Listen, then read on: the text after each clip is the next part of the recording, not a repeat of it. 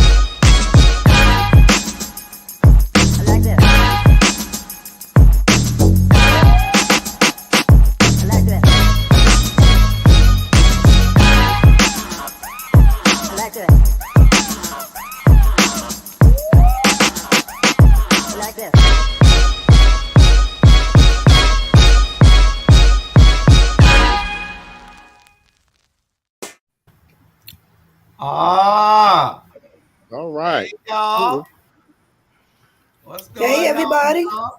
Hey, hey, hey. What's going on in Houston, Sandra?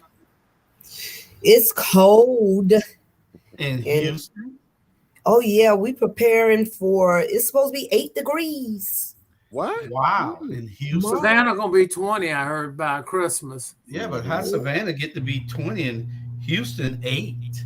Hey, hell is freezing over. Yeah, Yeah. because y'all is hell. That is hell there because y'all in the news about some crazy stuff every week. Yeah. Well, I just need to say my spill and get it over Well, with. you always last. Yeah, but okay, go Okay, ahead. go ahead. No, go ahead, Sean. Go ahead, Sean. How's things in Charleston or Midway or wherever you at, Charles? And Midway, John?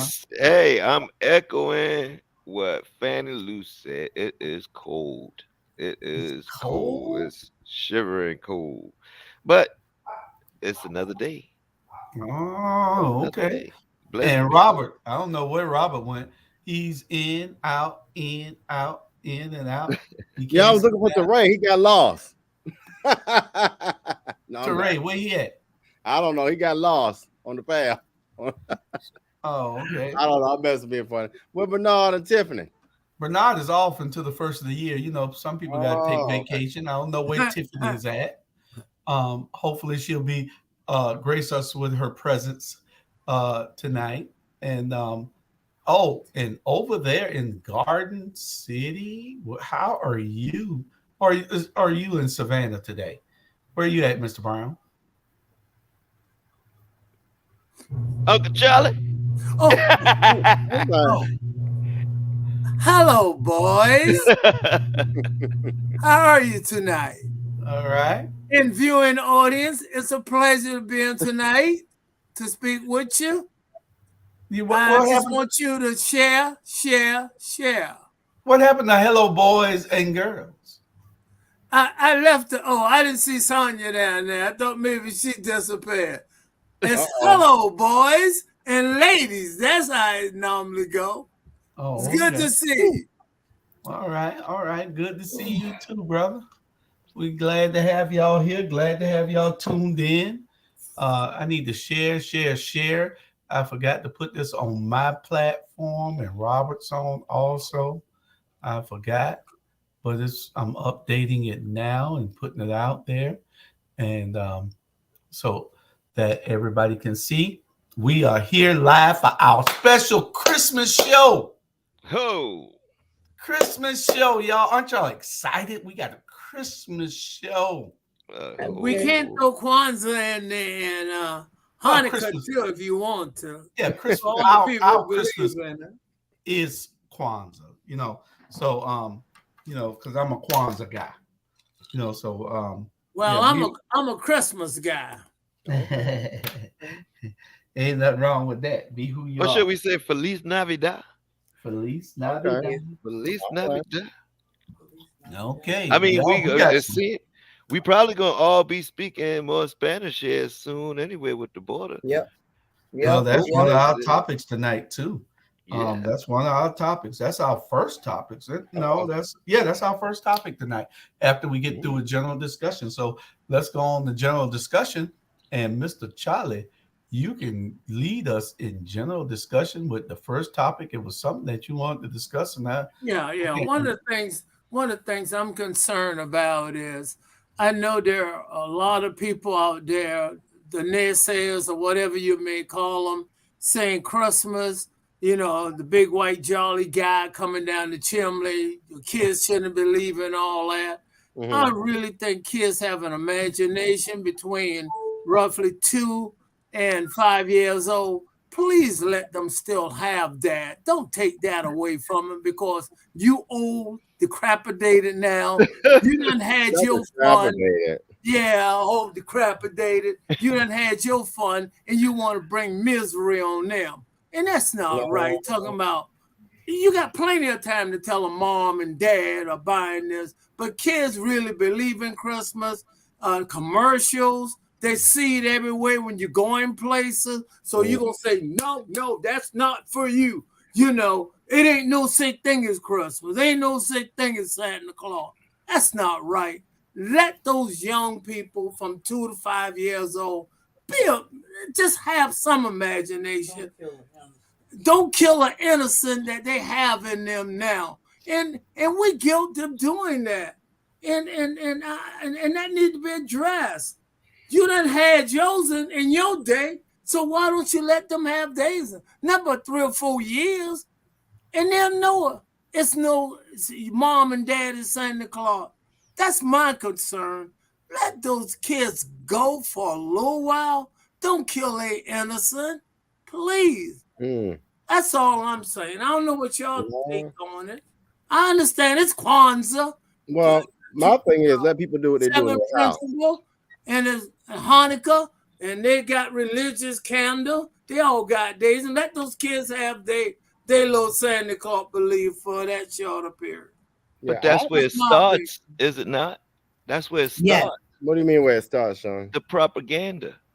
It starts when we trying to. It's like when we gonna grow up.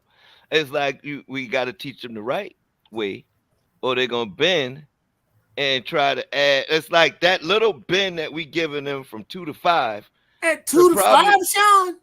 Come on, man. That's old. When we learning. You got that's old when we views learning now. the most. That's when we learning the most. You got old views. Let that young person have some innocence. I understand. You done did everything. You done horn hop all down the street, all around the world. Now, yeah, ho and hop. I mean that. And now you want to take the innocent away from those little kids from 2 to 5 years old. You need to be spanked. No, but see, Well- that's what I'm saying. So what are we But going you're to give them? entitled to it. Are we going to give them? What are we giving them? At that age, instead? what are we taking That's what away I'm saying. from We're them? allowing the teachers Innocent. to feed them. How about we teaching whatever their we- Black history? How about we do that? We Thank don't need to you. do that well. Exactly. Well, can And I that's say what I'm something? saying. We It's do like we're everything but giving do them. that. We do a lot, but we don't do that. I'm going to say this.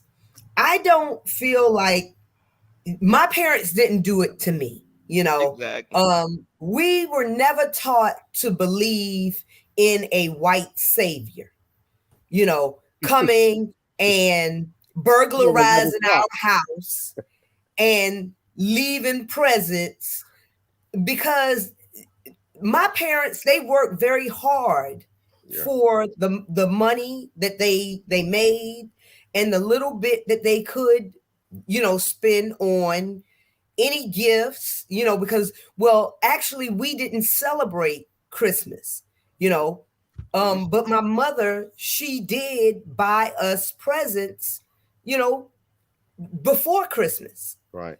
And we were able to tell her exactly what we wanted or whatever, or she bought us whatever she wanted us to have. I never want to sit on the white man lap. Go Yeah. And No. I did my children the same way.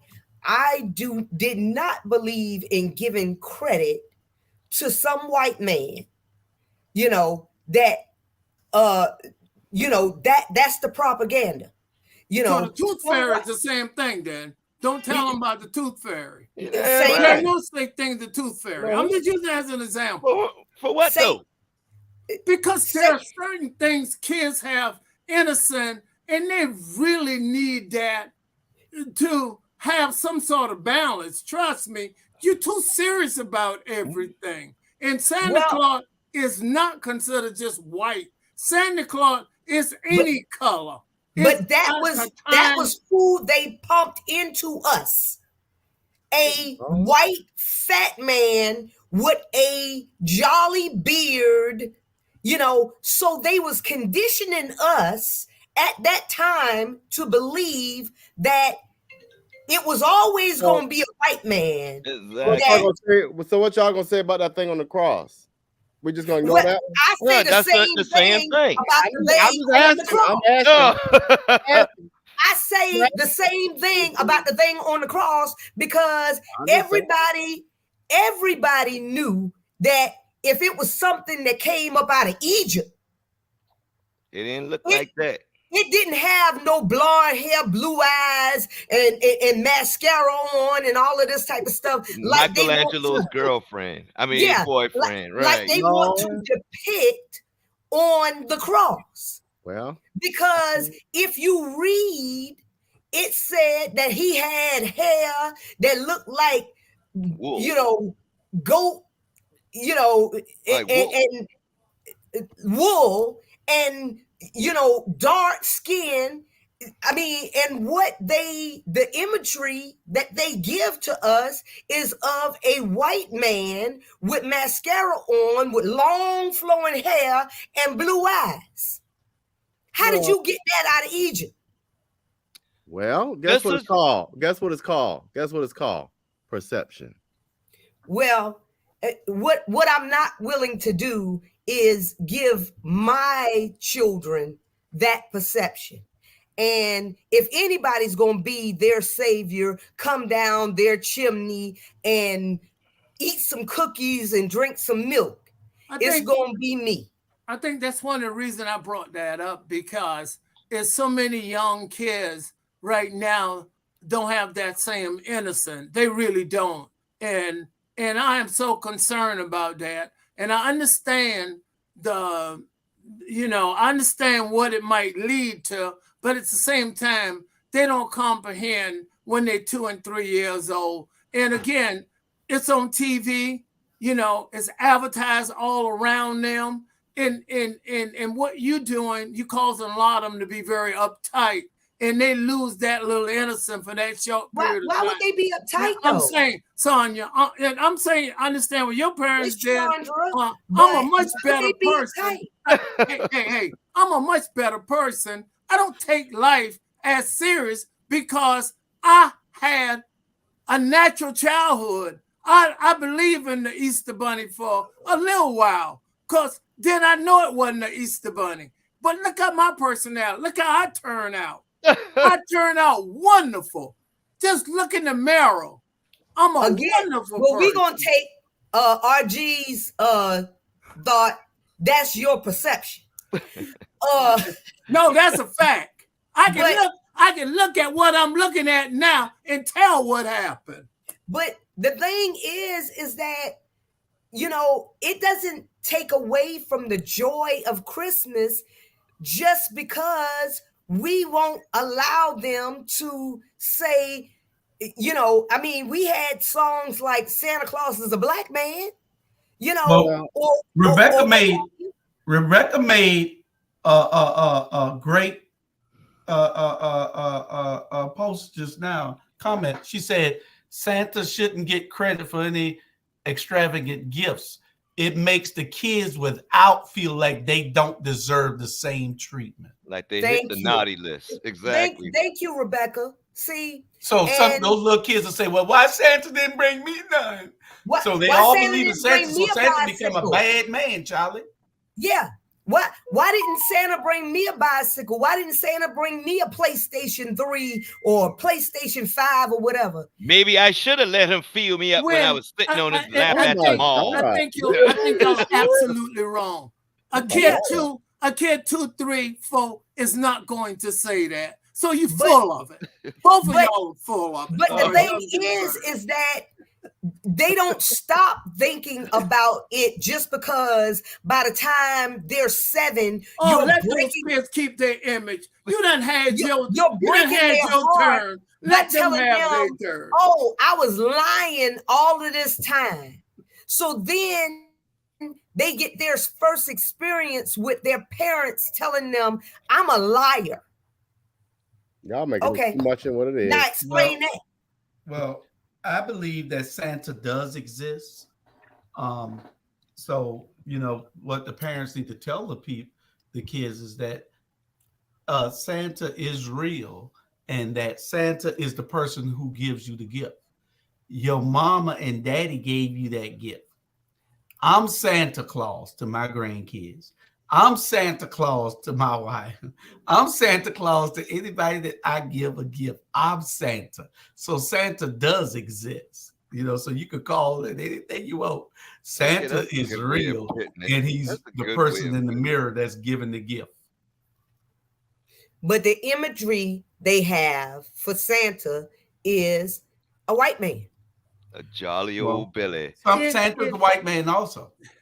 You know, and now even Rudolph is part of the thing. And I remember when Rudolph hit the scene. You know, you got the reason I brought that subject up because I was in a discussion with some people and the little boy was crying. He was very upset and he was 3 and he said, "Is a Santa?" to his mama.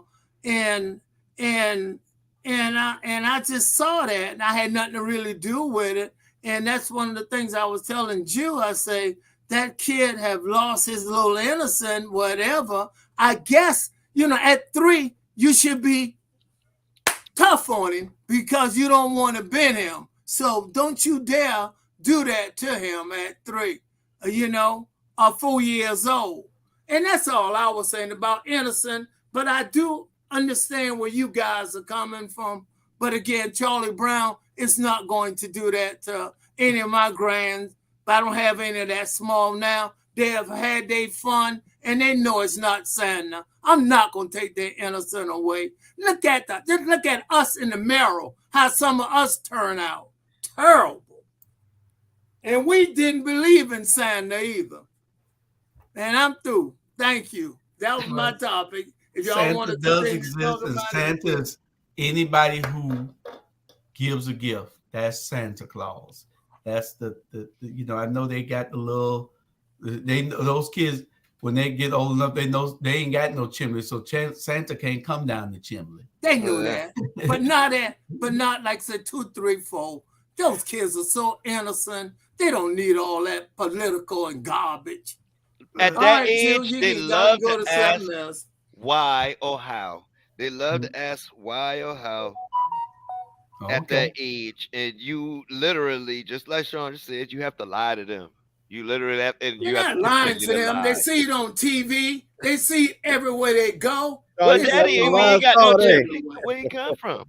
I believe in the tooth fairy because when I woke up and my tooth was missing, and I woke up and I had a quarter under there, then I believed in the tooth fairy. I asked my brother. I asked my brother because we wanted to go to Crystal's because back then Crystal's was just 10 cents. And I asked my brother, could I knock 4 of his teeth out so we could go get us some Crystal? I know that. Next subject on general discussion, y'all. Anybody else got anything for general discussion that's not on our and can I say this? I do respect their opinion. I was just giving mine, and again, I'm against at that young, if they want to have that little innocent, I'm gonna let them have it for that short period of time, because life is so tough, and it's gonna get really tougher as they grow up and see what the whole world is. At least give them that moment. That's all I'm saying. But you do what you need to do to your grandkids and your kids. But that's Charlie Brown way. I turned out just fine and had a wonderful life. Yeah, it's only for those young kids anyway, because when you sit around the tree and you giving out gifts, everybody know, well, this came from me, or this came from me, or this came from me. That's correct. You know, so it's really just for those young kids under 5, I would think. Because what your grandson Chris don't believe in Santa Claus, because he know his mama give it to her. Biscuit don't believe in Santa Claus because he know his granddaddy give it to him. Not now, but when he was 2, 3, he did. Yeah. Yeah. See, you look like Santa Claus now. All you needed was the hat with the red sweater. You got the red sweater on already. You know? Any other discussions for a general discussion before we go to our first topic? Nobody got anything they want to throw out? Nobody. Okay, well, we can move right on along. This is we want to know why Biden ain't securing that damn border. Sandra, they're gonna not only get to El Paso, they're gonna be over in Houston in a minute, and they're gonna be sleeping under your car. So you need to be talking to the Biden administration about why they can't secure the damn border. Well, I mean, it's the same way. It's the same reason why none of the other administrations in the past secured the border. This is not a new issue. It's just being highlighted more because we've been just as insecure as we were back when Ronald Reagan, all of them. Nobody has secured the borders, and that's why the Hispanic population has more than triple, dippled over the last 20 years, because you're highlighting a situation, but nobody's actually fixing it, you know. And I don't care if you put 1,000 more border police patrol there, we're still going to have the same issue. So. Well, my whole thing on it, and I don't mean to cut you off, but my whole thing on it is this. I find it very disheartening and disingenuous that we have so much money for Ukraine and we're not addressing the border issue. We got homeless people and children that are hungry and folks out there in 20-degree weather. And we go back and forth, and all of us live in privilege, and we tend to forget the least of those. And we tend not to address those real issues. But I just wish we would focus on the people who don't have. But I know that's a boat that's probably sailed down the river. Well, do you believe in Border Patrol? Do you think that they should? Or do you think that everybody should just come over here?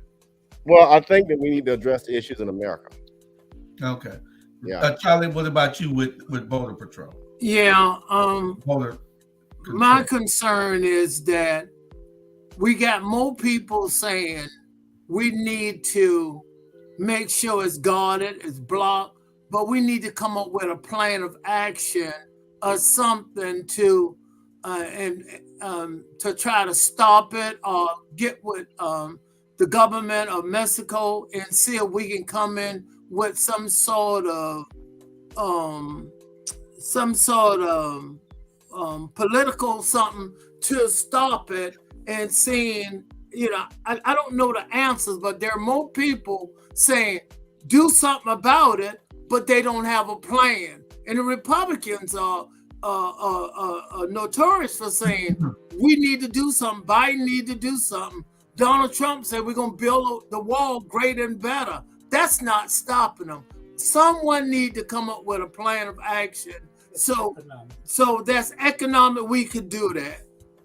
And I agreed with that, the policy that was in place, dismissing them right back out as soon as they got here and saying, no, you wait over in your country. That's Title 42, right?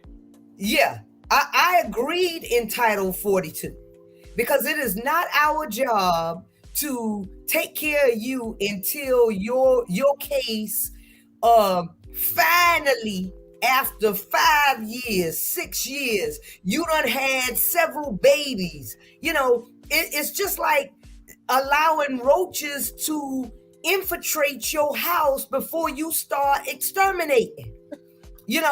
And especially when y'all know, everybody knows that as soon as they come over here, their main goal is to hurry up. Let's have some babies, because the babies are now American citizens and they're not going to kick us out.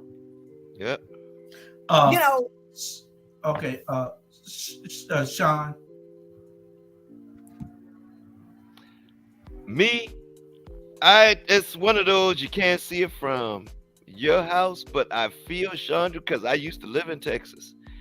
And Texas, if you don't speak Spanish in Texas, there's something wrong, And I feel like where I'm from now, in Charleston, my mom is like, they're everywhere, Sean. Like, they're buying up the communities and stuff like that. Like, they're making their own little Mexican Wall Street, in so many words. And they are. But Sean, how about it's another population that's sneaking in here also. Oh, yeah. Where it came from, but you got more Indians opening up every store, every laundromat, every hotel, everything. And we're not being racist. We're just bringing this out to let people see it is something wrong here. The floodgates have opened and they're screening certain people out. They don't let the Haitians in. They don't let the Africans in because they are people of color. But if you're an Indian, or if you are on that border down there, on that southern border down there in Mexico, they're letting you in for some reason. Mm-hmm. I believe in border control. Donald Trump, when he said it, that was the only thing I've ever agreed with Donald Trump on in my life, is border control. But not building the wall. Those borders, because we can't just go to anybody else's country. Why should anybody have the right to just come to ours? And then if you make it over, you okay. But how about the Haitians who made it over and you sending all them back? You got to be able to do the same thing to everybody who is doing something illegal in this country. Julius, what's happening too? Someone is making money from this as well. It's a money-making operation. There's someone making dollars and cents from it, and that's why it's continued to happen and happen in those numbers. We find out the source where the money and how it's being made and where it's going, we can cut back on it. Because it's got to do something with economics. Well, just activating the National Guard just activating the National Guard, that right there is a budget in itself, because you got to pay all them soldiers at active duty rates. But look what we got to pay if we let them all over. Yeah. We got to pay their. We got to feed them. We got to clothe them. We got to pay. Take care of their medicals. You know, we got to do everything from. We got to educate them. Yep. You got and you got to police them. So there's a whole lot that goes in, and be like Russia. Cut the damn border off. If you come over here and you cross illegally, you go to prison. How can you get away with doing something illegal? Somebody from another country can come in and get rewarded for doing something illegal, but they punish us for doing something illegal. It's not fair. Good point. They actually get extradited back. Hold on. The Biden administration and the soft-ass Democrats need to get in order. You cannot just leave the floodgates open and let people come over and take over the country.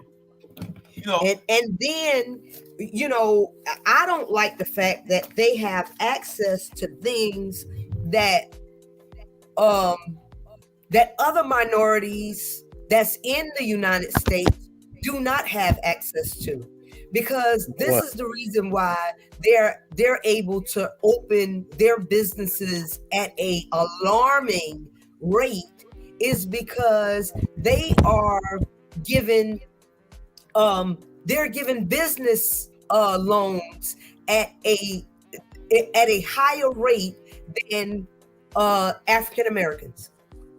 Sana, I think you got it. They are given. It was on the news, Rob. Okay. Before you get on your soapbox. No, I don't. No. That I just didn't see it. Yeah, it was on the news that they get certain points just for being immigrants. The only thing I think they was getting that I are very concerned with a driver's license, because a driver's license give you the right to vote. That's what I'm concerned about. Oh, sir, because they don't get a driver's license. You can register to vote. They're giving them driver's license. I'm telling you, that's what they're doing. Well, obviously, in Texas, they're not giving them driver's license because they're getting them from somewhere. Half of the ones driving around in Texas don't have driver's license, don't have insurance, and as soon as they hit you, they're speeding off or shooting you and getting in somebody else's car and leaving. Wow. And see, that's stuff that don't happen around here, but the country don't hear about. You know what I'm saying? The country never hear about that. I agreed with Trump when he was talking about all the crime and stuff like that. I can't say that all of them are rapists, but I can tell you, I mean, from experience of being here, is that our insurance is way too high. And it's high because we have Texas is just known for a whole lot of accidents. Hit and runs. People, the hit and runs. And the people creating the most hit and runs are the Mexicans. Have y'all been hearing about them getting driver's licenses in other states? Because I've been hearing they've been getting driver's license. Well, let me ask a question. What's wrong with that? What driver's license? Y'all drive. I mean, at the end of the day, I don't think a driver's license should equal. I'm not done. I don't think a driver's license should equal voting, but I do think that we have the right to drive. I don't see an issue there. It is an issue if you're illegal, Robert. Yeah, if you're illegal, still you get a driver's license. Who says what? Who says what? So you would rather them get out on the roads and drive without a license, go to jail, and be on the tax picker. That's what y'all saying. Well, I don't know where they're getting the licenses from. But I that part I don't know. All I run into is the ones that don't have a license. I don't know where Charlie got it from. No, because most of them can't pass the test to get a license. Right. So I don't think they got a license. But Robert, it is illegal for them to be here. We cannot be these soft. We got to be able to look at something in a different way sometimes. And I know everybody want to say the Democrats want to let everybody in, the Republicans want to hold everybody. No, the rule of law needs to be upheld. It is the law. And if you don't like the law, you change the law. The law says that it is illegal. So why should we reward people when we're being punished for the crimes that we commit? There's nothing wrong with what we're saying. It's supposed to be discussed. I'm not debating that. I'm saying we as a community are doing the same thing that we don't want people done to us, right? What is that? So no. We talk so much about voter suppression, all these other issues, but yet we will project that same oppression upon another group. I agree with you. How can you suppress somebody who don't even want to be over here? We need to be selfish. We do need to be selfish. We as black people need to be more selfish. You hear what I got to say, but go ahead. Right. I want to hear what you got to say because we're trying to make it make sense. Go ahead. I'm good.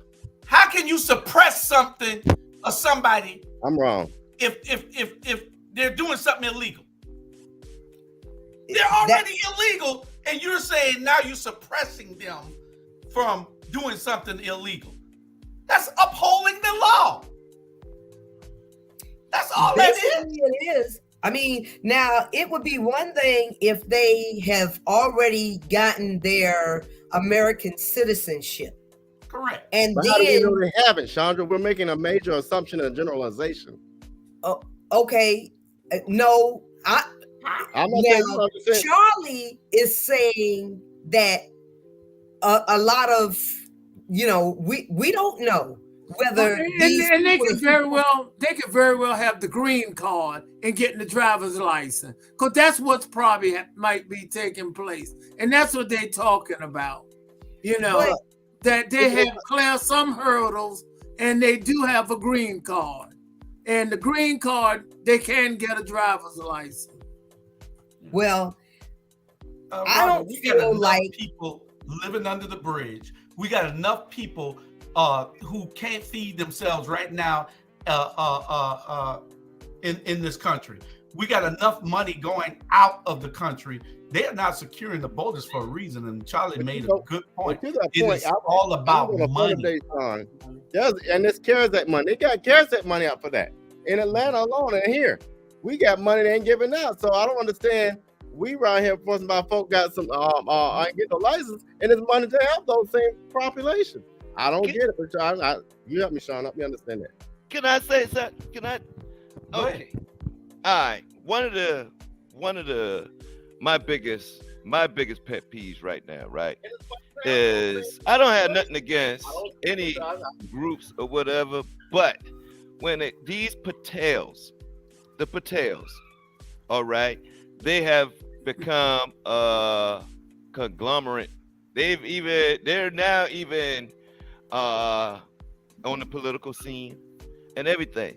They don't drink, they don't smoke, but at the same time, they have the alcohol and tobacco licenses right now. And a whole 23-year-old Army vet right now cannot go and open up a liquor store. Nope. I can't go and open up a tobacco store. But these guys, and you never see a Patel in the Army. I'm trying to tell you, you never see them in the Army or nothing, but they can go and grab a federal license with ease, just like that. You understand? Well, it's like they skip over it. You can't see. You tell me how many black liquor store owners you know. Well, and you're absolutely right. They got 2 in Savannah. Really? 16 in Savannah. Okay. Out of 500 and something. But you're absolutely correct, Sean. And this, like you said, we don't have a problem with anything or anybody. What we're bringing up is the issue. It's not being racist. We're bringing up the issue, and just like they would say that we're committing all the crime. Exactly. But and then let's see the facts and let's see who is actually committing the crimes. Now, when we bring these facts to you, then you have to be able to say, if you want to argue against it, you need to come with the facts also. We're coming and telling you the numbers, and we're telling you what's happening. The Patels, that's not their name. Their name isn't Patel. They got an Indian name. A Patel is a certain group of class of people. They're the business class of people. And you got the Singhs. The Singhs do a certain thing. Each in their society, they got different classes, and they take on these last names. All the Patels are business people. They give them businesses. They send all of them over here to open up businesses in this country. Now, we might not see where there is a problem with that. Some of us might be soft on it. But what we got to look at is that who gets the shaft in the meantime. Thank you. We are already the lower class. That kicks us even lower. They the look Black at Americans. us like, they come over here. They look at us like we ain't nothing. Have you ever looked at them, how they look at us, how they give us the change back, how they even, especially the females show it. They show it on their face, like they'll even turn their head and give you your change like this. That's and correct. I'm like, and like literally, I will let them know you are rude, and you will. And for some reason, they instantly go into a submittal role and all that. Like, my man is going to beat my behind for what I just did. Like, if a customer got upset and literally complained, they get into it like this state. I've seen it several times. Like, I think that they're going through the whole spousal abuse and all this other stuff, but they're so close and in their own community, we don't know what's happening. You understand? And guess what? It's not my concern economic wise. If I try not to do business with them, I do try to do as much business with black businesses as possible. The hair care business, the Korean run the hair care business. Like Julia said, it's a class, and that's what's going on. And again, we was talking about the border and securing it. And again, follow the money trail, see where this money take you, and that's where the problem at. And we can do something to cut it off. Okay. And I feel like we losing this fight, man. Like, literally, we losing this fight if we sit back and look at where the STEM is going. That whole science, technology, you know what I'm saying? All of that is we losing. We're not. What happened to all the black tradesmen we had back in the days? You're right. They started unions because of our black skills. They started unions. You understand? Because it was like, hey, how we gonna compete with the black man and their cheap labor and their, their skillmanship? Now they bring the Mexicans in to do that. And you know what I'm saying? I'm like, man, I can't wait to get some more Mexicans around here in Hinesville or Liberty County. You know what I'm saying? Because they work fast and they're good and they're cheap. I can't let it go. I just have to add this. Maybe we shouldn't have took Texas and California from the Mexicans in the first place. We wouldn't have been in this precarious position. I couldn't let that go. Well, we got to go to a commercial break, and we'll be right back. Couldn't let that go. And Charlie, get ready for your joke of the day in a few minutes. I get all the joke. The city of Savannah has always been known for its African-American culture, especially in the 5th District, where I live. Over 50 years ago, my mother and father developed a home in the 5th District, in Liberty City to be exact. And since that time, we have lost our voice and struggled to find the really great leadership that makes us really proud. Our culture, our heritage, and our land have been questioned. But if you join me, Robert Bryant, next year in 2023, we can get to work and believe in change that we can all be proud of. So join me, let's believe in a change, and together we will make the District 5 stronger. Thank you. I was still talking to my uncle about my aunt. Okay, bye.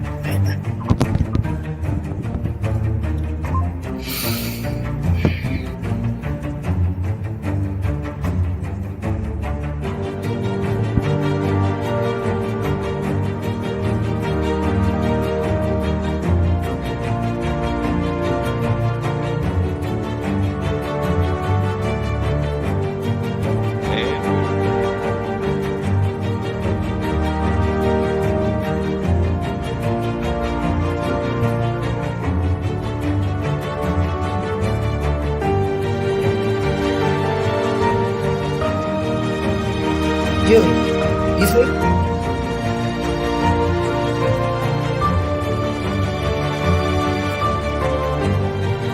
All right. Why is my mic muted? We're done. My mic is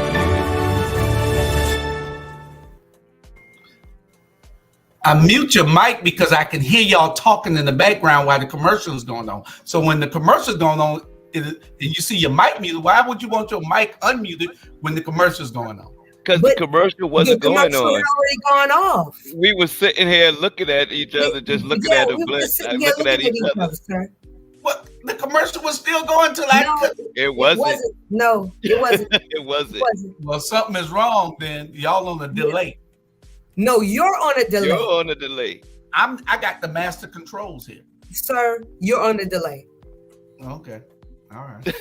Somebody's on the delay because I'm sitting here and I'm looking. It was you. It was you.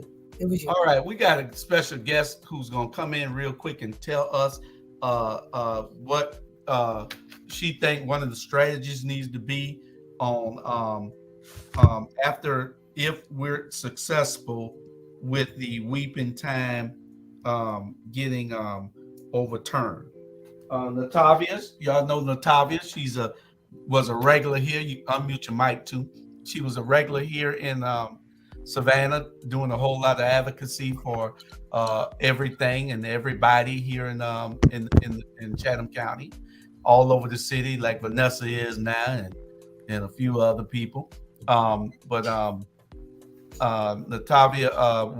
there was a court yesterday with the weeping time in front of Judge Lisa Colbert, and the weeping time, the city was trying to get the judge to throw it out, but the judge ordered depositions. So the weeping time has to be deposed, and then she'll look at that and make her decision based on that. So if we're successful, Natavia, you said that we need to do the Antiquities Act, and can you tell the people briefly, what the Antiquities Act is and why we should use it if we're successful in court? The Antiquity, hey, how you doing, Charlie? The Antiquity Act is an act that the president can kind of like an executive order just sign into law, basically declaring certain areas national landmarks. Okay, but it has to be federally owned land. So at the point of how it was when the council was making their decision about allowing a special use permit, the land was owned by the housing authority, which would have made it federal land. So it would have been nothing to just ask for the Antiquity Act and settle everything then. But moving forward, where everything is, I listened to the update. I listened to what you just gave me, and just based off of understanding that it could be a possibility to show that the due diligence wasn't done as it relates to what was said would be done to determine the land and its boundaries. So all that to say, we need to basically be ready for that. People need to be really educated. There needs to be a for real like campaign where you're getting the people directly there involved. We also need to remember that the campaign didn't start just on the weeping time, but the opportunity that Savannah is an economic engine to tourism and capitalizes off the culture, and money is spurred everywhere but in West Savannah, and that would be a reason to generate some kind of economic engine for that area and uplift the people that's already there. So we want to make sure that that message is, conveyed where the people can join in, and we can really be ready to ask Warnock. He's famous now. He's not as famous as he, before 2 years ago, but this time around he's famous. Getting some people faces for real. I know I watched Pastor Small's interview, and he was basically calling for any and everyone. And this is the time, if any, if everybody was just thinking about joining and haven't joined, this would be the time to go ahead and get whole and pull for West Savannah, because it's a matter of putting the right placement development there and making it be something that the community can benefit off of versus it just being a shelter put there that is not going to benefit the community. So shouldn't we be trying to uh, get our U.S. officials to champion this cause with us, like Warnock, and then our other one is Ossoff, and our other one is Buddy Carter. Mm-hmm. So those are our representatives. I would hate to see Buddy Carter step in and do something that Warnock and Ossoff should be doing. Well, that would be, not an advantage to the Democrat Party, I guess. Yeah, so they need to be, we're calling them out. If they don't do anything, and if they're going to continue to ignore us, then they will have a price to pay, especially Ossoff. He runs in 4 years. So if you don't think that this is important, Ossoff, then imagine all of us against you, no matter who running against you. It don't matter who it is. And this is a message. If anybody in the Ossoff camp, let him know that if you're not going to champion our causes, then we're not going to champion you. And Reverend Warnock, we're going to do the same thing. If you're not going to champion our causes, we're not going to champion you. You got 6 years, make good of them. But if you're not going to champion our causes, especially a cause like this, where no other place on this planet can the weeping time be located except on that property. If you're not going to champion our cause, then we're not going to champion you. So make good of your time in the U.S. Capitol. Yeah, this is an opportunity for everyone to be able to really show if they for the people or not, and this is something that could be a win for the people for real. Sure. Okay. Anybody got any questions for me? Well, I mean, I feel like the people that should be talking about it, I mean, we should be not only talking about the state leaders that have a stake in it. Well, not really a stake in it. It's our local leaders. Mm-hmm. It's Van. It's Estella Shabazz. It's Linda. It's those people that's voting against this. They're not talking about it. They're not talking about it, and they're voting against it. See, so their names need to be. It's not. It's not. What's his name's job to? It's not the state leader's job to do something at the local level, because this could have been alleviated at the local level. Mm-hmm. But you have local leaders, I say, fighting against their own benefits, and again, I'ma just say, follow the money. Estella, Van, Linda, Dietrich, all of them sitting up there. These are 4 Black people, and you're fighting against your Black heritage. Really? And you got a point you was making, and you're absolutely right. Not only the state senators, there's the U.S. senators shouldn't jump the curb and go to them. But at the same time, they need to be in on it. The local people need to do something about it. And you, instead of trying to get the U.S. Congress and all that to do what they need to do, and we got a bunch of local people. That's the Chatham County people as well as the city people. They're not doing anything about it. Yeah. So why all of a sudden we're going to jump the curb and go right to the U.S. Senate, which they should know about it, but they'll be more prone to get on board if the local people it's in their backyard. So where are your interests? If you're not interested in what's happening, then what makes you think I want to just run down there and succeed you to do it? You know, You're right. and that's what's So happening. are you saying that there's a lack of community involvement from the actual local people in West Savannah? No, No, not Not the West local Savannah. people, the local Leader. politicians. The the local leaders, the politicians. the Chesters, the Bobby Locketts. You know, I Right. mean, go on and on. The But Chatham County chairman, the Chatham County people and the city people who represent the people, they are not standing up for it. And the state You know, delegation. And the state delegation, what he just say. So now we want the U.S. Senate. But I could have sworn, and I mean, I know I've been gone, but I've been watching from afar. Okay, go ahead. My eyes can see. But I've seen different channels be visited throughout this course of this 2 years. I mean, I left in April of 2021, and I was the community organizer. And I was with the people that you're talking about that was pushing this power to these leaders. So I know these leaders can move when the people are moving. So Well, we can move them in November. We're gonna move them. If they don't want to move, we're gonna be moving them.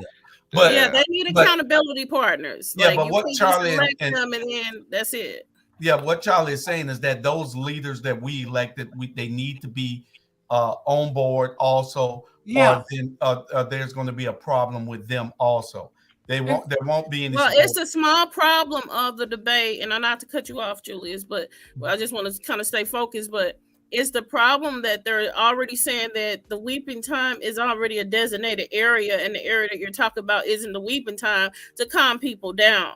So then the talk needs to be around. Okay, well, if it's not the weeping time property, it should be, and did you do that study? And the fact that Mr. Smalls has said that he got access to an email that the state historic department board was able to write a letter and recommendation to have the whole district historic, is huge in itself, and we need to be able to start talking about that and saying, okay, if it's not, it should be, and mean it, because that's the whole like apples and oranges kind of deal that's going on internally that we're not going to get around until we dive and say what it really needs to be and why. Well, the problem is that they want the local delegation and the local leaders, local elected leaders here won't take a stand one way or the other, except for the city council who voted for it. The other leaders don't want to. They act like they can't say anything. They can't champion the cause if it ain't in their jurisdiction. But the county has to know that the city falls within their jurisdiction. The state delegation has to know that the city and the county falls within their jurisdictions. And they're not doing anything. And that's the problem. And that's what I'm saying.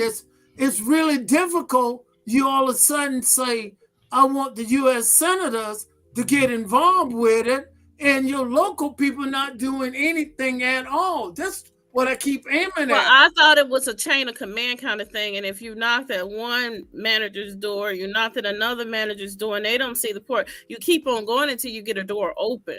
And that was my process. Well, we're attempting to do that. I think we're attempting to do that. But what's taking place still is really difficult to go to the U.S. Raphael Warnock, all of a sudden, he's saying, what are your local people are doing? Because that's what I would say if I was in his position.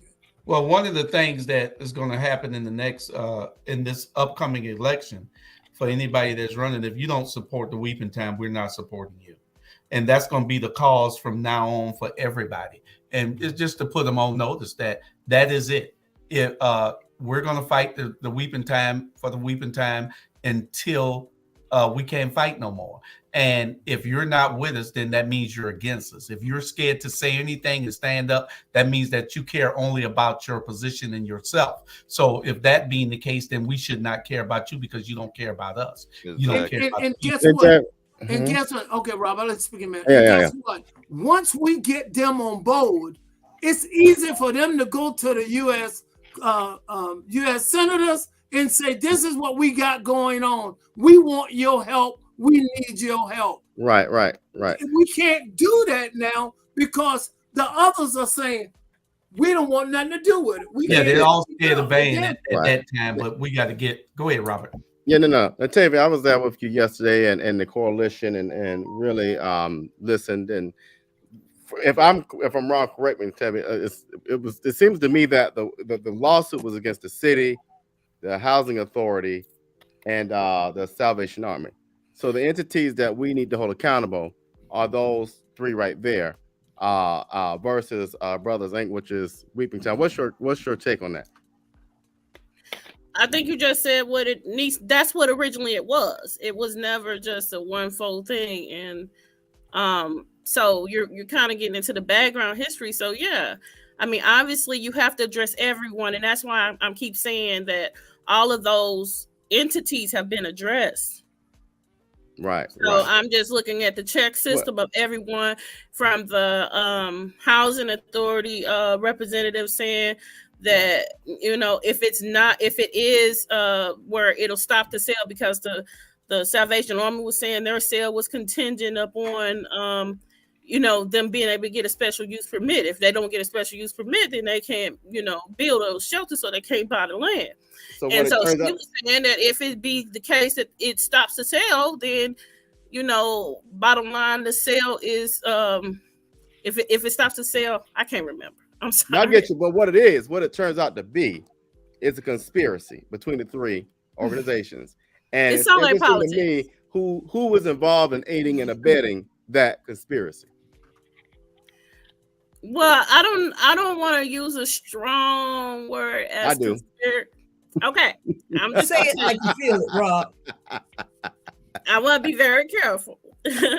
I wouldn't call it a conspiracy on my part. I would respect you calling it a conspiracy, but I would call it politics and the political process being played out. All right. There has to be some form of due diligence and different, you know, steps to say that something's been done, whether it's been done or not. So, and the reason I use that language is, if you would, I mean, you were there, you heard, it was just a lot of terms, legal terms used. There was a lot of suggested ideas that this thing occurred and was sold without people really knowing. And then the word that stuck out to me from the attorney for the Weeping Time team was this idea of discovery, right? So did we really have time to vet this whole thing quickly before this sale was done? The reason I use that word also is, how did this sale occur and who endorsed it? Who voted for it? How did this sale occur? And all of a sudden you gave over property through a certain channel. It lands here, and all of a sudden they got it. I have an answer for all of that. Yeah, please answer. Help us out here. I don't have it right now with me, but I do have an answer for all of that, because those were my exact thoughts in the beginning as I investigated and researched some things. That's correct. And conspiracy is appropriate in this case, like Rebecca said, because it is. Because let me tell you why. See, they had this false narrative out there for a while. Remember when the Hudson Hill and West Savannah wanted to build a rec center? They wanted to tear down the West Savannah rec center and the Hudson Hill rec center and build one. And I made the suggestion that they move it and put it on the property where the Weeping Time is now. Put the rec center there. You know what the narrative was? They can't. That is infested with termites, and they cannot bother that property at all. You talking about the property that we had the festival on? That out there. That festival property, right? Or not? I want to know who voted for it. Let's pull the records. Who voted for the whole deal? Whose radio is that? That's Jesus. We need to pull. Let's pull the records. Who voted for this? Who aided and abetted in selling in this whole deal? That's what the people need to know about. Let's see who voted for it. You're right. Well, I do know voted for it on City Hall. Who voted for it? We know who voted for it. We know the five. We know all the people that voted. Who? There you go. Who voted for it? I mean, you can pull the voting records easily. All of that is public information. That's what I'm saying about us being accountability partners. All of my cousins did. We shouldn't be responding to these things. We should be proactive in these things and not reacting to these things. Correct. I'm telling you, it's very easy. if we would all Correct. just do it. But we love to wait for it to fall, and then we respond and we say, "Oh, well, we had all these questions." Well, why didn't we have the questions when it was going on? Yeah. Well, we the thing is now we got questions and we need answers, and somebody needs to be held accountable. And we're going to promise you that somebody and those that voted against voted for that property to be given to the Salvation Army. They have a price to pay, and that price we're going to be collecting on real soon, and we're going to promise you that. Well, they did vote pending. We want to make sure that they did put a pending in there, and that's what this whole lawsuit is about. They voted pending some kind of survey to prove that it wasn't because actually they voted first, and because of the uproar, they went back and voted pending. What they first just ignored the people. Wow. Their first vote, they just ignored whatever the people wanted. They thought they would just follow Van and do what Van wanted because him and Egan had already made an agreement. It wasn't just Egan and the Housing Authority. It was Van, Egan, and the Housing Authority. And Van, if you don't like it, that's what you did. You did it. But you gotta understand. Egan was on record saying that him and Van had a deal. Wow. You got Jesus. Come back, Julius, you have to understand that they have a job and they have to go based off of whatever the rules and laws is. And so if they're being fed some information saying that this is what it is, then they got to vote accordingly to that, and that's what sucks about those kind of positions. I mean, and to them, they voted according to what they were informed with. And sometimes the laws are wrong and you have to bucket. Brother Issa, what you? I know you are a historian. You are Afrocentric. You are. What's your thoughts on the weeping time? Because your people are the ones who are the ones that are holding us up with this. So we need to know what your thought is. Me and Charlie want to know for real. The people I'm going to say this to you, Julius.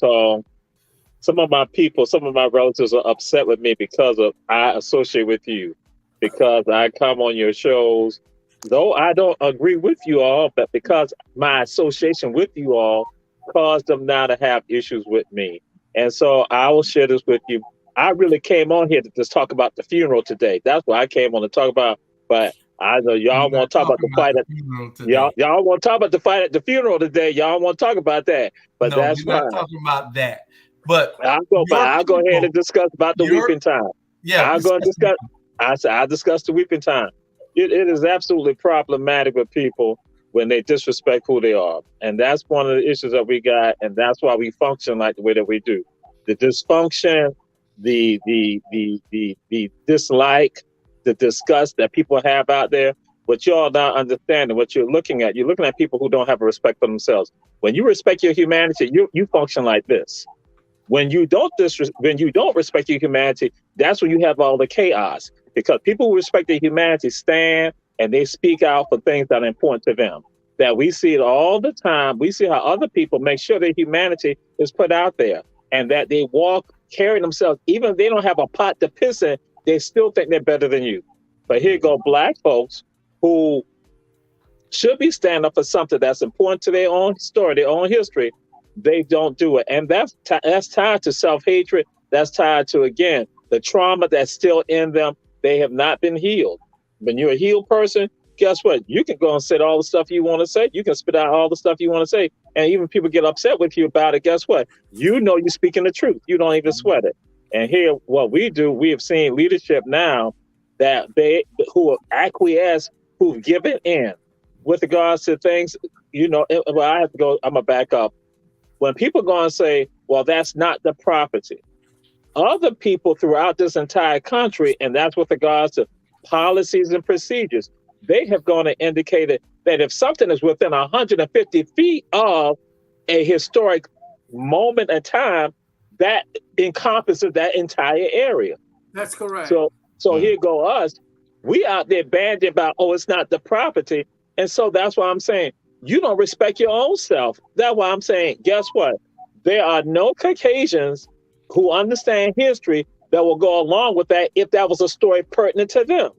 There'll be no Caucasian Jews that will go along with that, because even right now in Germany and in Poland, other places, you walk around, they got a plaque on the ground or on the wall to tell people what the deal is. But here go black folks, and black folks will make excuses for people to disrespect them. And y'all think it's okay just because they have a position and title. And many of them, they are my first cousins, but they are the second cousins to Julius Hall, and also with some of his babysitters. But I'm gonna leave that alone. If you attempt to do right here in Savannah, the Forsyth Park, Robert E. Lee statue in the middle, and go anywhere around them in that area, they say it's connected. And you and I, we both know that. And Charlie, I'm gonna throw something out at you too. Some of y'all may not realize this, but you know that there's a historical marker tied to General Sherman's headquarters here in Savannah. Guess what? Georgia Historical Society was going to put it on at the Green Meldrum House, because people thought the Green Meldrum House had that tied to 40 acres and a mule. Guess what? That marker is not on that property, because they did not want that over there, because they still fighting the Civil War. So that's why the marker's in the doggone square. So here you go. Even on something like that, they make sure, no, you're going to respect what we got right here. Wow. And guess what? But here you go. I don't hear no black folks talking about that, saying, oh, wow, you also put it over there. Those Caucasians showed you all at St. John's that they were like, listen here, we don't want it over here. This is our fellowship hall, and that's their fellowship hall. They like, it's our fellowship hall, but we ain't trying to bring no attention to none of that like that. And that's something that's important to your own story. But that's in Savannah, Georgia. You can't make this stuff up. Our key leaders are not seeing it that way, and I hate to share that, because none of them standing up for it at all. They're just sitting back, and I don't think they understand. Because they don't have to. And I don't know what's going on, but because all they got to do is give y'all a fish fry, and invite y'all to a party, and know that they can solidify your votes. And be on the news. Just based on that. I mean, I'm just saying, no shade. Now, Timmy, you got anything else you'd like to share with us about Weeping Time? Because you got a lot of knowledge, and you was here, and you understand what's going on. Again, we cannot want the U.S. senators to get involved when we got the local people, and they saying, what are they doing?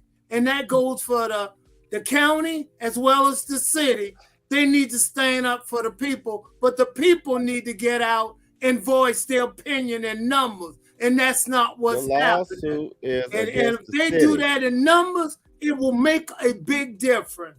The lawsuit is against the city, not the county. And the three that have always been standing, I give you kudos, continue to fight and push it forward. At the end of the day, it should be the majority, because the majority of them look like you and down here. And the fact that it's not my business. I don't speak on other people like that.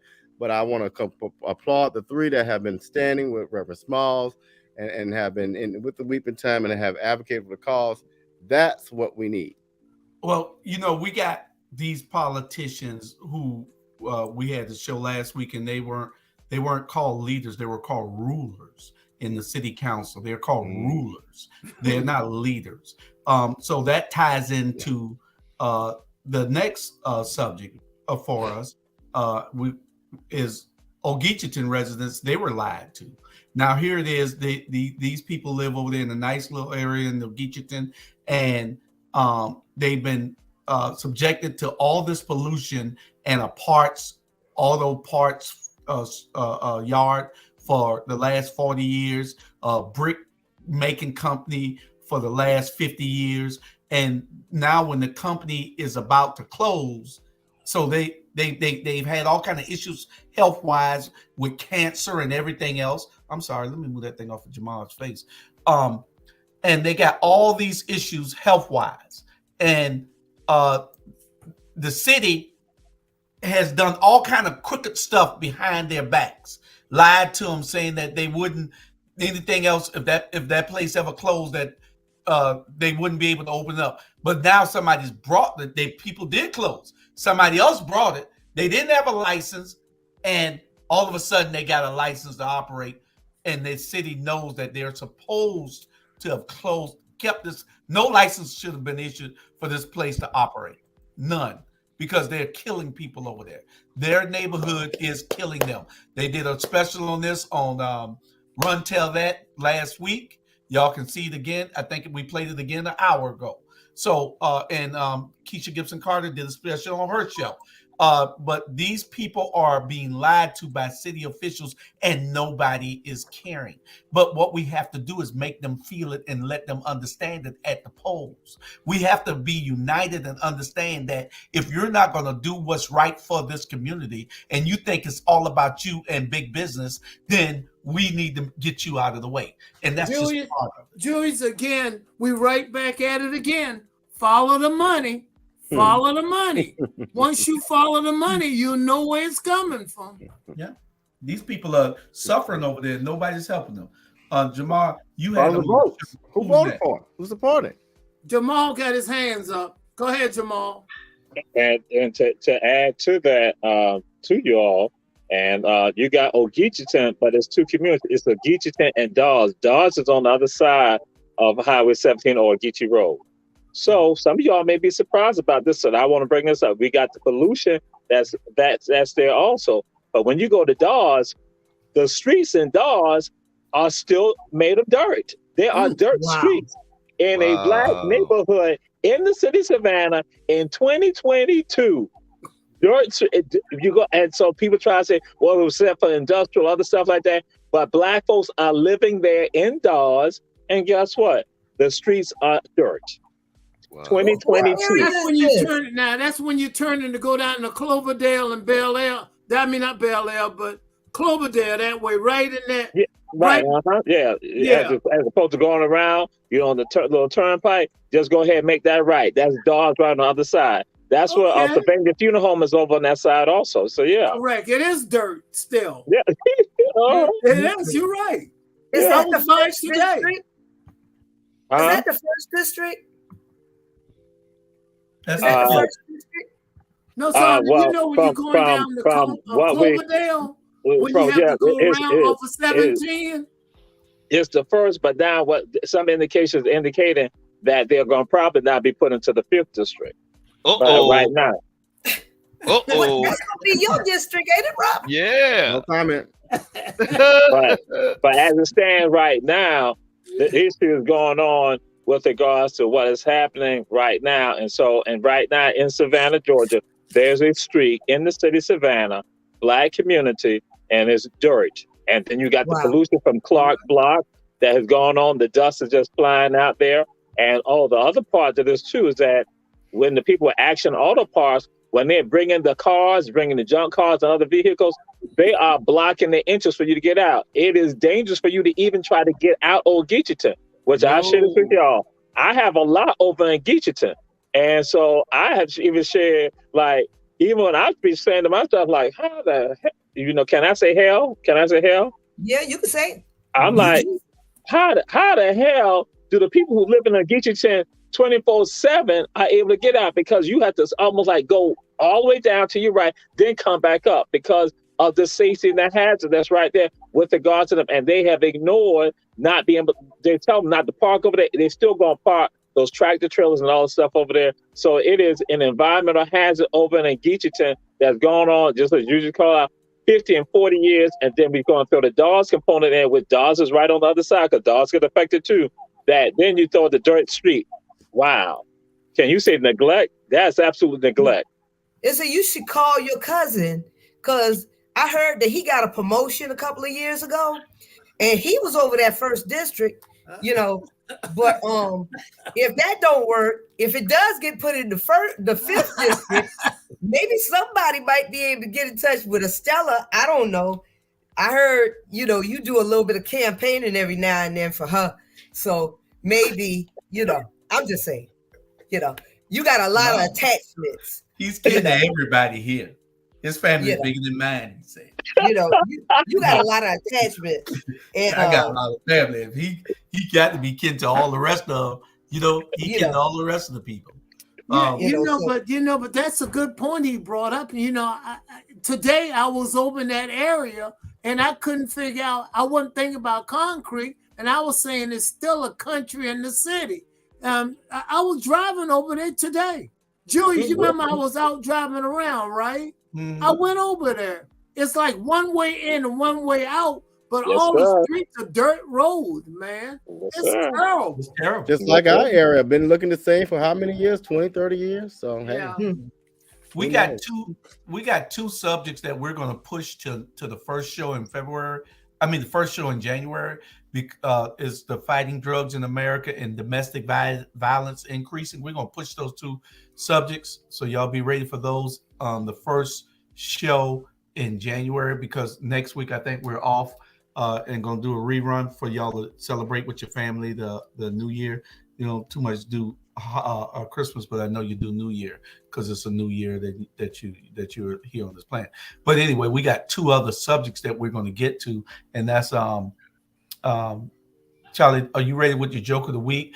And then it's not my turn, but I can come up with something right quick. We got the PSC we're going to talk about, and Kwanzaa.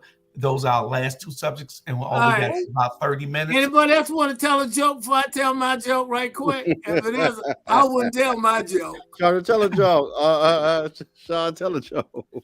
Sean, tell a think joke. of a good one. All I got is the dirty ones. No. Go ahead. All right, you ready? Go ahead. This guy walk up in a bar, and he asked the guy, say, "Give me a double." The guy fix him a double. He said, no, I want two doubles. He take one double, he drank the double, and he took the second one and poured down his shirt pocket or coat pocket. And as the night progressed, he said, let me get two more, please. The bartender handed him another two double. He drank one and poured one down in his pocket. This went on for a while. So the guy got a little bit belligerent, whatever, and start cursing the bartender out and tell him, you're not fast enough. You need to speed it up. What seemed to be the problem? The bartender said, hey, Mac, you about had enough now. He said, I need two more doubles. So the bartender said, okay, last two. He drank one, pulled one down in his shirt pocket. And as the night went on, he got a little bit drunker from the alcohol sitting in the bloodstream. He told the bartender, I'm going to slap the fire out you. I'm going to box you in your DI in a few minutes. Bartender said, hey, Matt, calm down. He said, I'm going to do it in a few minutes if you don't give me another damn drink. And then guess what? Pop out of his pocket a little mouse and say, that go for your damn cat too. Now, that's a good one. That was missing. That go for your damn cat too. Where do you get these Cody jokes from? Anyway, why y'all tell him? I have to come up with one every week. See him like, come on, Robert. No, that was a good joke, wasn't it? Yes, it was. It was good. Thank you, buddy. It wasn't bad. And I was thinking about the mouse going to the funeral and fighting at the funeral. That's what I was thinking about. Off of Waters Avenue. Don't talk about it. They spill all out in the street. Julius cousins.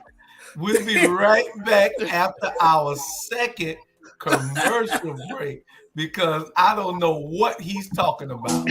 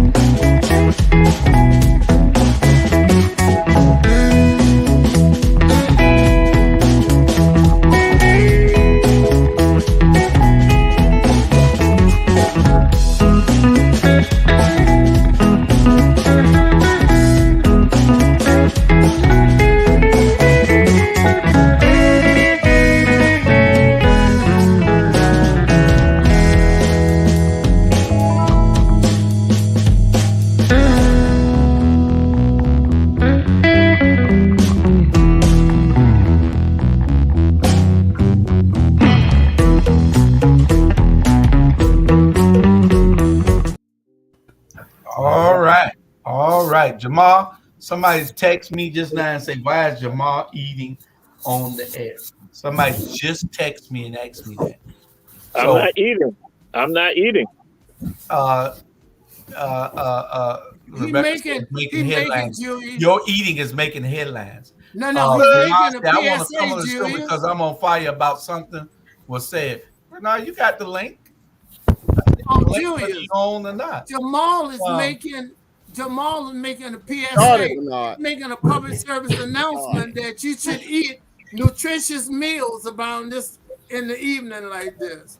That's what he's making. Rebecca say something about a Colorado pillow. You got a new Colorado pillow? Okay. Well, thank you for always commenting. We got what we got next? We got no, we already finished with the commercial break. We are at Georgia Power. Georgia Power, the PSC and your electric bill. Your electric bill is about to go up $4 more next month, and starting next month at $4 more monthly. That's a big jump for anybody that's already. You might not think that's bad, but it is. That's why we are always saying lately to do what, Robert? You need to get what? You got to get the right people in office. You got to vote for the right people in office. If you can't get the right people in office right now, the immediate fix is what? That's it. Solar. Huh? Oh yeah, solar. That too. Yeah. But we stick with the status quo. You're gonna be paying more. That's my new saying. The immediate fix is solar. I am getting solar next year. I recommend everybody, if you get somebody to come out and explain it to you the correct way, get with me. I'll tell you. If you're really interested in solar, get with me. I'll tell you what you need to do because it's needed. Solar got aluminum in it, or copper. The solar have aluminum or copper in it. You can't put that in my house. They'll steal a copper and aluminum and go sell it. No way, my friend. You live in the hood. But you put aluminum or copper on my house, when I come home, all that copper gonna be gone. No, they can't. They're not gonna bother this one, Charlie. Is it aluminum or copper? Is it made out of that? No. That's glass, and it's gonna have copper components because of the conductivity or whatever. I can't go. But it's not gonna be exposed. You're gonna see it in wires. They ain't stealing the wires of your electric box. Exactly. They ain't stealing nothing. Anyway, Robert, you ran for PSC. Tell the people what the effects of this is. Y'all remember we got one more subject, and that's Kwanzaa. So let's get this here going. Yeah, well, yeah, and this is so important. The most important thing is you got an all homogenous board with the Public Service Commission. You have no Democrats, no people of color. And what happens is what people don't realize is every time Georgia Power wants to do a rate increase, every time Georgia Power wants to build a nuclear plant, they go before the PSC to get that approval, and it's rubber stamp, as you see. It's sad because it's hard to fight the machine when they have all that money, and so when you have people like the PSC and folks that want to protect seats that don't need to be protected, you have issues like this, and so you really can't get any change. And so until hopefully we can get Patty Duran on the ballot and we can push back and make some real change. But again, if you can't change the status quo, folks, you're gonna be paying more. What did they run? Every 4 years? You say Patty Duran? You mean in the next 4 years? No, Patty. I think they're going to be on the ballot next year. What happened when the judge made the ruling that it's going to be by district now? It's not statewide. It's by district. That gave Tim another year to be on the ballot. I mean, to be on the board, on the commission. Okay, so let's see. Yeah. We'll see then. Yeah. Okay. Well, you know what? I feel bad for you guys in Georgia. I feel bad for you because you only have Georgia Power. If you lived in Texas, we have the Texas Power Grid, and we have over 20 companies. So when you have capitalism, you have competition. And that means that we have the smallest electric bills in the United States. I don't think that I pay over $100 at any time, year round. And my son can tell you that we keep our air conditioner on year round in Houston, and bill never over $100. So, but didn't y'all have that big like blast? Y'all just like lost power last year. We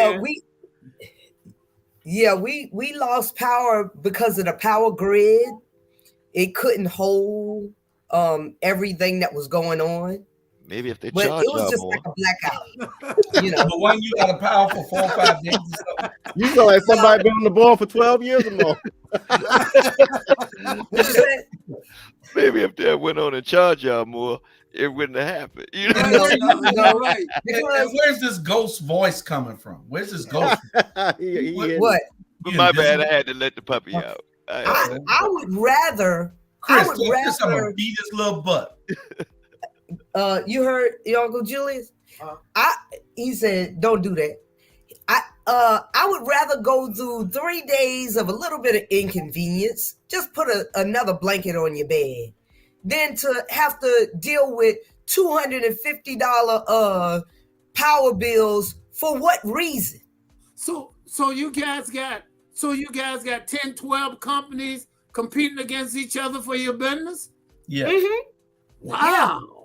That would And they be give you Progression. Jamal. Competition. Progression. Jamal. Oh, I was gonna say to my sister Chandra that so you let your AC run the entire summer, the entire time, 24 hours. So that means that you're helping to kill the ozone. So you one of the reasons why the ozone layer. That's why we have climate issues right now. I'm you killing the ozone. That's what y'all doing in Texas. Y'all killing us. Well, I'm going through the change. So it's either I kill the ozone, or I kill my neighbors. Whichever one. Oh my God. Because the change is real. Okay. She gonna have it on tonight, not no air, not tonight. Yeah. It's going to be 18 degrees there. I still have it on because see my upstairs neighbor, they heat on full blast, and my downstairs neighbor do too. So I'm stuck in the middle of heat. So I'm still gonna have my heat on. I mean my AC on, probably about 63. Ooh, you going through the change, eh? Yeah. They show we need a health episode about stuff like that because I'm going through the change myself. Oh, snap. They never warned us. I'm going through male menopause. Never warned us about, I'm going through male menopause. Menopause and women pause. They didn't warn us. I'm gonna tell you what I'm going through. I want a sports car right now, and my wife said you can't get one, we can't afford one. I'm going through male menopause. You got it now. You got a sports car. You got a big the coin truck with a sunroof on it, park itself and everything else. I saw it today. Anyway, on a serious note, I miss y'all. Robert. Yes, sir. Is Georgia Power the fourth branch of government for the state of Georgia? It's interesting. That's a good question. I would say no.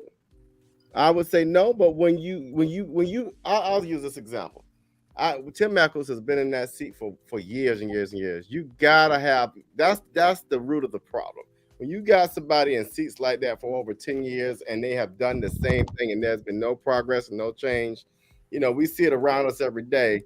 You gotta get somebody in there that's gonna make progress. And I think with Patty, hopefully Patty will run again next year and will be able to help us start that. I think Daniel Blackman said it best is that when Democrats start losing, when they lost the PSC, we start losing statewide races. And so I think we've got to start back at moving folks out of place that have had their chance. 10, 12 years, it's time to move on. And we got to look at some progression. I think that's where we start. Robert, we right back at we started. Follow the money. Tim Echols, it's about money. It's about where the money going and who is getting the money. Sadly enough. if you Money- follow that, Well, Huh? are we ever going to get to being people over profit? Are we ever going to get there? no. Not right now. That's sad. Until you That's put the sad. right What are we people doing? in. We start with putting you in, and we start with getting rid of people who don't mind getting a pat on the back, who are all kin to Jamal. If you're related to Jamal, we cannot elect you. All right. If you're related to Jamal, we cannot elect you or back you. Okay. So Estella, you know, I know you are, so we got to get you out of there. Yes, Jamal. I was gonna say this. Keisha is my sister, and Alicia is my cousin. So hey, They're and not Bernetta real used to blood. hang out in our neighborhood. So y'all can't elect them. So I'm just putting it. I'm just saying. They're not your real blood. Keisha is my sister, and Alicia people from Hilton Head also. So Alicia let you know we are cousins. So again, I'm just saying. You know, black folks claim everybody. I'm just saying. Exactly. He got these cousins that he see him. Oh, hey, cuz, you know. But you got to have blood cousins. But you know what we have to do is to put people in those seats. And Robert, it ain't just Tim Echols, because you just said it was 5 people. If we put Patty Duran in there, that's just one person. And I don't understand Daniel Blackman's comment that when we lost the PSC, we started losing statewide races. We haven't run statewide races in 20 years here in this state, not statewide. That's right. So I don't understand Daniel Blackman's statement. But anyway, what I think he was referring to is that kind of was the first domino that fell in the situation. So I think what he was saying is, you know, once that domino pushed, it was, you know, then we start kind of the momentum start going, you know, other seats start going away. That's the interpretation, but yeah, I think really what hurt it for Democrats is Roy Barnes and that flag issue. Yeah. Now you hitting it on the head, because that was the start of it. Yeah. That flag issue, that was part of it. That was born Donald Trump out too, from way up in New Jersey. Because the Labor Commissioner Michael Thurman was a Democrat, and he did extremely well among the Republicans. He was one of the few Democrats got elected across state. But like you say, my friend, the flag was started the fire, the kindling wood. Well, we got about 10 minutes left, and we get into the and the last thing on this particular subject. Is Charlie, and I need you to be quiet for a minute, because this doesn't concern you, copper or platinum or whatever the hell you was talking about a minute ago, nickel and all that. Listen, aluminum. Solar is the way to go. So if you need solar, call me. I know the people to get you. I'm getting it in January. So solar is the way to go. Y'all need to call me if you need solar. Our last subject is Kwanzaa, and where Jamal goes so he can talk about Kwanzaa. You know, he'll be every day doing Kwanzaa, and we're gonna when that starts on the 26th. Right, Julius, I know you're going to Kwanzaa, but my problem is, suppose the sun don't shine when you put that up on the top of your roof for a couple of days. It still works. Okay, I'm just asking that question. All right. That's a myth. It still works. I just asked. It's in the battery charging. It's built up of a charge. I didn't ask you, did I? Jamal, tell us what about Kwanzaa and when it starts, and do you know the locations that they'll be to already? My cousin, my sister, Alderwoman Keisha Gibson Carter, and I, we have discussed and we've set up the locations, and so yes, Kwanzaa starts December 26th, but we're going to have a meeting, a presentation that we're going to do on the 25th. That's basically our press conference. And then we're going to have a culminating event on January 2nd, like we did last year at Miss Polly's Cake Giants. That's going to be on January 2nd. So we're doing that. But the places we're going to be starting at 7 o'clock. The first one is going to be at the Creole Kitchen, which is on Victory Drive. That's going to be the first night. Again, 7 o'clock, going to be at Creole Kitchen.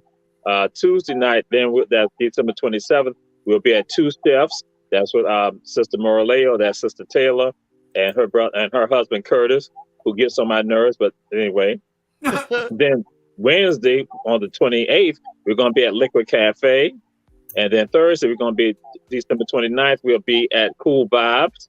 And on Friday, on December 30th, we'll be at the Odyssey 2.0. That's Dr. Lillian Williams. And then, of course, Cool Vibes, that's JB. And then Sister Jackie is Liquid Cafe, just to put that out there. And then on December 31st, we'll be at 520 Tavern. That's Brother Gary Gordon right there. And then on Sunday, we'll be, January 1st, we'll be at Unforgettable Bakery. That's Sister B will be right there. And also celebrating Haitian Flag Day, Haitian Independence Day. And then January 2nd, Monday, we're going to be at Cake Giants. And so we'll be there celebrating Kwanzaa. We have speakers each night and having politicians that you all can network. And that's your opportunity to do that. So some of my relatives will be there. Y'all can talk to some of my relatives and issues that you all have. You can not talk to them because they're not afraid. And then also during the daytime, we have 3 restaurants that we've saved for that week of Kwanzaa to support them, which are Kim's Cafe on MLK Junior Boulevard, along with Nairobi Grits and Gravy, and also Hungry Vegan. So during the week, the 7 days, support them. So again, we're saying this is about us driving economic engines for our communities. And basically, because what happened last year, that Taylor and also JB went and said that what they made, the one nights that they had there, were basically what they had made in a month. So again, with regards to the Kwanzaa Krawl, and it's a great thing done by our Alderwoman, Keisha Gibson Carter, my sister. So again, my family. So yeah. Where's the last one again? Where's the Hungry Vegan located at?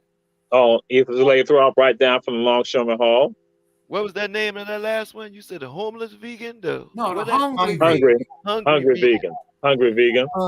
My favorite is Nairobi. They just have the best breakfast ever. Where they and, yeah, the best breakfast some of these places ever. Aren't open at night, and these activities usually take place after 6. And I don't believe Nairobi's or Kim's or Hungry Vegan is open after 6. That's why we still have the same places that we frequented the last 2 years. And that's why we say that's why we have the daytime. Now we tell people that's why Hungry Vegan, Nairobi's, and also Kim's Cafe, we tell people support them during the day. So that's why with them we say support them throughout the entire week. So that's why we do that. More places that we need to probably throw in that in Roberts District. You got Fields Barbecue, and Fields Barbecue. Fields Barbecue. What? Fields Barbecue. My bad. Yeah. First of all, it's always Randy's for me. No, well, anyway, we're talking about places that Randy's need to be. Randy's a good guy. Randy's, we need to also frequent them during the daytime also, because they're not open late at night either. Is it? No, but they don't have any place. These other places we got where they can go in and sit down and eat. The other places, Randy's don't have any place where you can go in and eat, but we want you to support them. Now, Julie, there's a place on Skidaway. What's the name of that place on Skidaway in the front of Food Lion on Skidaway? I can't think of the name of it. Some young brother and sister. What's the name of it? I forgot the name of it, and it's right around the corner from my house. But this is really just saying what we're doing, the Kwanzaa Krawl, because again, this came up with regards to going supporting these restaurants and doing it in the evening. Because also what will happen at Tompkins Center, Mrs. Cohen is going to be doing the public Kwanzaa also over at Tompkins Center starting at 6 o'clock. So again, it's just that these businesses that y'all saying, y'all need to tell people to go and support them in general. That's right. So it's not just, we selected some that, again, we know that we have a good relationship and the people like them. So again, all these others that will be saying to folks, That's what we supposed to be doing. That's what's supposed to be happening on the Rabble, as opposed to bashing my cousins. Them, y'all should be talking about these businesses and stuff like that y'all can go and support. Well, Tell your audience about that. So people. leave my cousins alone, who are also Julius Hall cousins too. That's what I was trying to do, is talk about this new business on Skidaway. I can't think of the name of them. Support them. I'm not saying, support them. Because, Joe, you know what I'm talking about that? But I'll find out the name and give them a shout out. I mean, you got, what's the name still over there too? Southern Kitchen. Not Southern Kitchen. What's the name of that restaurant? Sisters. But I think they got done changed ownership. And Geneva's. You got Geneva and chicken. And Geneva. Support these black businesses. All these, go. We need to get a list, Jamal, for daytime people. For daytime black businesses that they need to support during that time. We just shared with you for the Kwanzaa Krawl, the 3 businesses. Right, so whatever you all want to do, that's what you go and do that. We named the 3. So now, because y'all pushing me, I'm going to say this right here. Some of the businesses, I ain't calling no names, were not friendly with regard to this. When Jamal Touré went to some of them and said so. So see, that's why I said that's why I tried to emphasize it. When we went to and asked some of them, they were dismissive. So that's why even when y'all said some names, I ain't say nothing at all. But y'all know me. I said, please don't push me.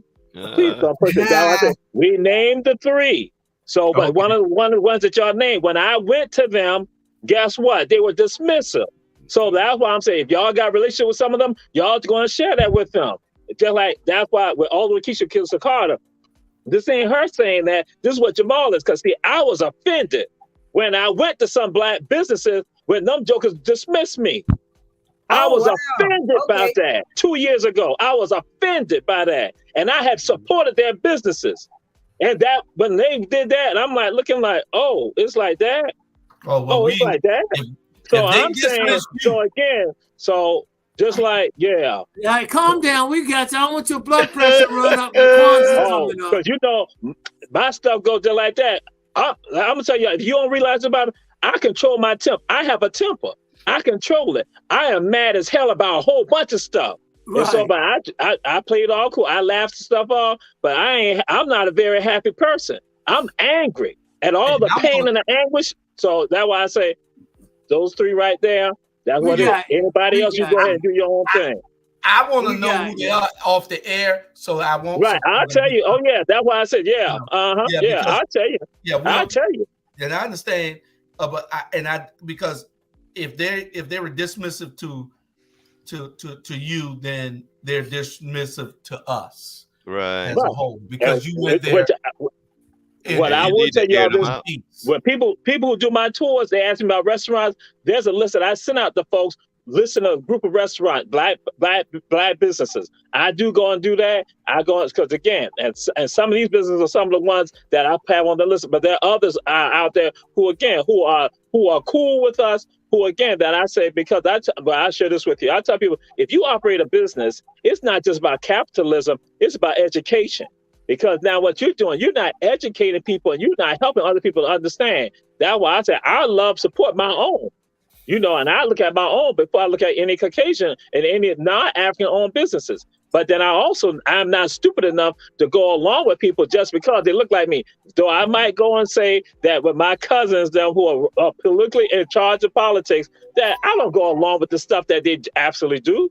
But again, some of us, though, we still go along with it just because that's your schoolmate, your cousin, your church member, stuff like that. So I understand. Brother, I just want to make this statement for him. If you got the coupon, I honor the chicken for you at the house. I learned that from Charlie Brown having the best fried chicken in the city of Savannah. And I come up, I think I'm going to get my chicken. And I put my coupon out there. He told me it had expired. I had one from the west side. My mouth was drooling. I thought I was going to get that drumstick that Charlie Brown had the best fried chicken in the city of Savannah. Just to put it on out there, And then we had to walk back. Bernard has a complaint against you. Jamal. Bernard has a complaint against you. He said, "What you eating, nut juice?" They told me I couldn't eat because I have too many trees around my house. I couldn't get it because I have too many trees around my house. He couldn't get what because he had too many trees around. Probably your solar, Sunlight. the solar Oh, energy. solar. No, you could get solar. Solar, They'll cut the trees. I'm They serious. will? They'll cut the trees. 400 people died. Where 400 people died? Where? COVID. The COVID numbers. Oh, it was COVID numbers. Okay. Well, anyway, we're at last minute because we got a 9:00 show coming on. We started late. But anyway, I appreciate all of y'all coming out. We're going to be off next week. We'll probably run this show again next week. So it gets double the whammy. Robert, you need to pay us for these commercials that you're doing. We will. We shall. Anyway, I'm on the way to the chocolate bar. My wife called me talking about this. Come on, it's nice. Talking about Jay waiting on me out there. In Gary Monroe, they all out at the chocolate bar. So I'm because you aired the show. We could do the show at the chocolate bar. See, because I ain't gonna tell you about that. You should have. All y'all had to do was say, "Let's go set a table up." They gave us a table. I had said that earlier today. But you brushed me off. You treated me. No, I didn't. I wanted you to treated me. You treat me like how my cousin treat you. Well, gentlemen, ladies, I just want to tell you all, it was wonderful to see you, and y'all guys have a great holiday. Whatever you celebrate, that's you. And again, God love you. Charlie Brown love you. Nativia, it's good to see you. You're as beautiful as ever. I want you to know your personality is wonderful. Sonia, you take care of yourself and stop looking at the stars. They're not going to come down. And Julius, good night. I'm working, guys. Jamal, Robert, and Mr. Brown down to the bottom. You take care of yourself and stop telling dirty jokes in your mouth. I'm telling you. I'm on the way to the chocolate bar. Please be safe. Robert, you coming? I gotta go. I gotta go to the plant Riverside for another event. Oh, okay. Yes, y'all leaving the house real late. Y'all be careful. Exactly. Like come on, man. But all right. I see y'all. We I don't know what shows we got tomorrow. Whether any of them are a rerun or what, because this is the holiday season. So you might catch a bunch of reruns for the next couple of days until the first of the year. And then we'll be back with all brand new shows and some brand new shows coming up in January. Y'all don't forget, we got Hello Savannah out and we got Port City Review out. Those are two new news magazines that you need to get. The great Dr. Torre is featured in it. They got some stuff in there about Charlie Brown, and I think Robert, you might have wrote an article in it or so. Yeah, me and Isaiah, we wrote one on the success of Dr. Ann Levette. Okay, so y'all stay tuned, share, and we'll see you in a few days. Hello, boys. They stole that from me. Hello, boys. Good night. Hello, Savannah. They stole from Osborne Teacher Gibson Carter. Hello, Savannah. They stole from Osborne Teacher Gibson Carter. That's correct. We stole it from her. Good night. Oh, Lord.